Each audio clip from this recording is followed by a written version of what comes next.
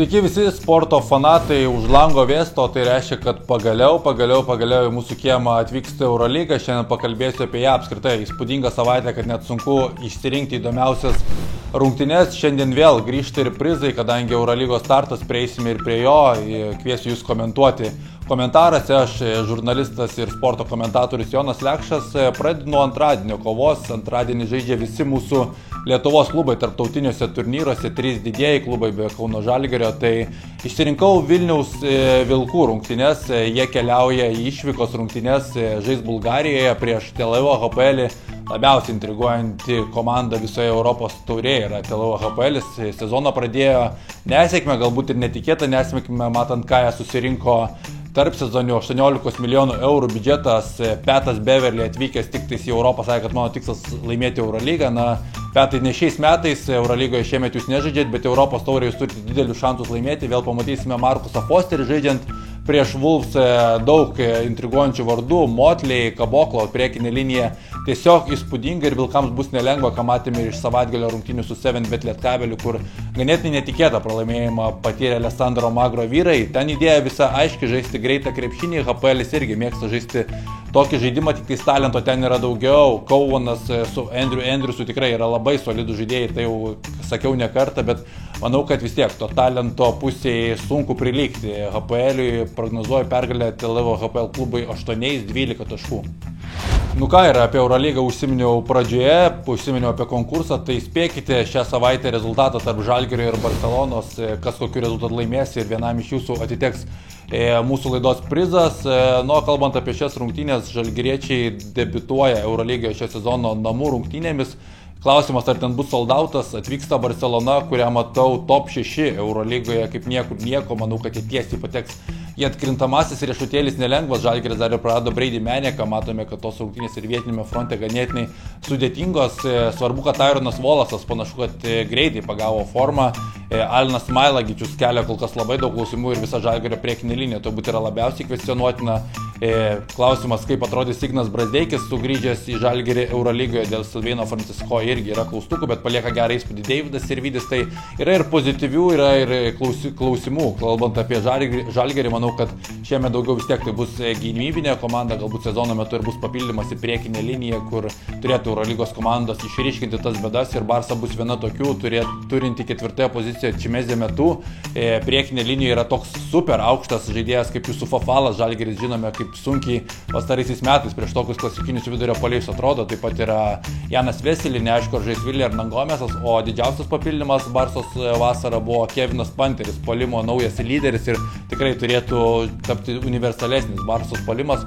Prognozuoju sunku Žalgirio gyvenimą, bet manau, kad iš gynybos su gera emocija, kadangi pirmosios rungtynės būna daugiausiai iš energijos, prognozuoju Žalgiriui pergalę maždaug 5 taškų persvarą. Tikiu, kad žalgiriečiai atsidarys pergalę Eurolygoje. Kitas Eurolygos mačas jau penktadienį vyks, į kurį labai atidžiai stebėsiu, tai yra Stambulo Fenerbahčė su Pirėjo Olympiakos. Ir šiaip žiūrint prieš sezoną, dėliojant į komandų tęstinumus, reguliariajame sezone aš būtent matau šias komandas kovojančias dėl pirmosios vietos. Pirėjo Olympiakos vasarą realiai prarado vieną žaidėją, kuris darė kažkokį rezultatą, tai yra Isaiah Cananas, ir pridėjo 5 krepšininkus, kurie turėtų būti vieni komandos vėlių. Pirmiausia, žinomas Saša Vezenkovas, Eurolygos MVP grįžta, Keenanas Evansas turėtų pasijungti bent jau po naujųjų metų prie komandos. Evanas Fournier, skambiausias turbūt tarp sezonio pirkinys, taip pat yra Tyleris Dorsey, tikrai žaidėjų krūva, Luka Vildoza, Pirėjo Olympiakos, atrodo didžiausias klausimas, kaip jie visi sutilps į aikštelę. Taip, Nikola Milutinovas vėl sezono pradžioje iškritęs, Mustafa Falas irgi negalėjo žaisti dėl sveikatos problemų, tų problemėlių yra. Tuo metu Stambulo Fenerbahčė pralaimėjo super taurę prieš pat sezoną Anadolu Efes, tuo tarpu Olympiakos dramatiškai laimėjo prieš Panathinaikosą, tai tikrai skirtingų galbūt nuotaikų pasitiks šias rungtynės komandos, bet galvoju, kad daugiau augimo skausmų, kaip sakoma, turės būtent Stambulo Fenerbahčė, ten pasikeitė ir pagrindinis žaidėjas Veidas Boldvinas, klausimai jam, kaip jisai atrodys naujoje sistemoje, tiek laisvės pas Šarūną Jasikevičių jis neturės. Nigelas Grizas Deivisas turėtų sužaisti dar vieną įspūdingą sezoną, iš pirmųjų rezultatų matosi, kad tai bus pagrindinis Šaro žmogus. Didelė intriga kelia Bobanas Marjanovičius, ką jisai veiks pirmiausia pas Šarą, kaip jisai atrodys Eurolygoje, nes iš Eurolygos jis išvyko kaip jos MVP, dabar grįžta po 10 10 sezonų, tad tikrai labai daug klausimų ir pirmajame susitikime aš prognozuoju dramatišką Pirėjo Olympiakos pergalę kokiais 3-5 taškais su Saša Vezenkovos solidžiu pasirodymu. Nu ir savaitę uždarysime turbūt geriausių įmanomų būdų. Praėjusių metų LKL finalo pakartojimas. Vilniaus Rytas namuose priima Kauno Žalgirį. Žalgiris bus po rungtynių namuose Eurolygos starto. Rytas bus po išvykos Italijoje, bet žaidžia 2 dienomis anksčiau.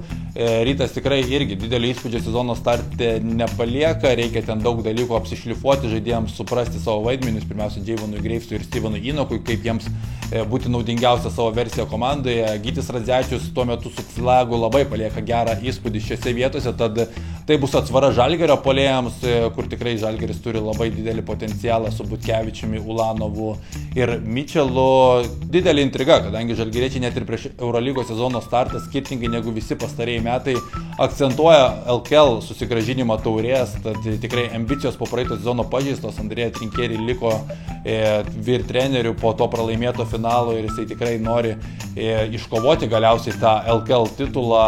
Vis dėlto vietiniuose čempionatuose jiems sekasi žymiai sudėtingiau ir manau, kad Žalgirio motyvacija bus milžiniška. Ta pati galima pasakyti ir apie Rytą, kur Giedrius Žibėnas džiaugiasi tokiu intensyviu tvarkaraščiu sezono starte.